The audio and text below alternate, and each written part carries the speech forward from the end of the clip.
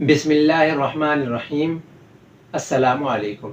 अब्दुर्रऊफ़ अज़ीज़ी और फ़हद अली एक नई वीडियो के साथ हाजिर है। आज का हमारा उन्वान है हुरूफ़ हिज्जा। हुरूफ़ हिज्जा दो तरह के होते हैं। नंबर 1 मुसव्विते, नंबर 2 मुसम्मिते। आइए इनकी तारीफ़ात देखते हैं। मुसव्विते वो हुरूफ़ कहलाते हैं जो अपनी आवाज़ पैदा करने में किसी दूसरे हर्फ के मोहताज नहीं होते। इन्हें हुरूफ़ इल्लत भी कहा जाता है और ये 3 हैं, वाव, अलिफ, या। यही इनकी तरतीब है।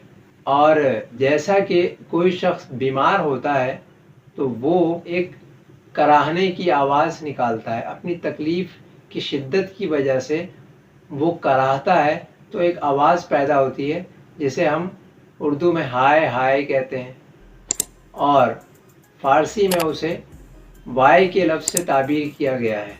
जैसा कि किसी शायर ने कहा है, हर्फ इल्लत नाम दारम अलिफ वाव यायरा, हर केरा दर्दे रसद नाचार गोयद वायरा। गोया के ये अल्फाज जो है अपनी आवाज़ पैदा करने में किसी के मोहताज नहीं होते, जैसा कि इनके नाम से ज़ाहिर है। मुसव्विते, सौत का मतलब होता है आवाज़, तो इनको सौती कहा जाता है, मुसव्विते कहा जाता है, यानी आवाज़ पैदा करने वाले हुरूफ। और इनके मुकाबिल जो अल्फाज हैं वो हैं मुसम्मिते, यानी हुरूफ सहीहा। और सम्त का मतलब होता है खामोश हो जाना, जैसा कि नबी करीम सल्लल्लाहु अलैहि वसल्लम की एक हदीस में भी ये लफ्ज़ इस्तेमाल हुआ है, मन समता नजा, जो खामोश रहा वो कामयाब। तो सम्त का मतलब होता है चुप हो जाना।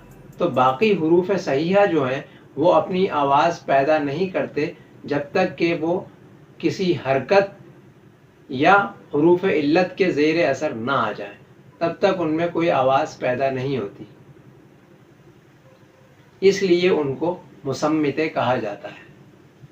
हुरूफ इल्लत जैसा कि आप जानते हैं 3 हैं, उसके अलावा जितने भी हैं वो सारे मुसम्मिते कहलाते हैं, यानी बे आवाज़ हुरूफ। तो ये थी मुसव्विते और मुसम्मिते की तारीफ़। उम्मीद है कि आप लोग अच्छी तरह समझ गए होंगे। अब तक के लिए इतना ही। अगली वीडियो तक के लिए दीजिए इजाज़त। अपना ख्याल रखिए, खुश रहिए और वीडियो पसंद आए तो हौसला अफजाई ज़रूर फरमाइए। अस्सलामु अलैकुम।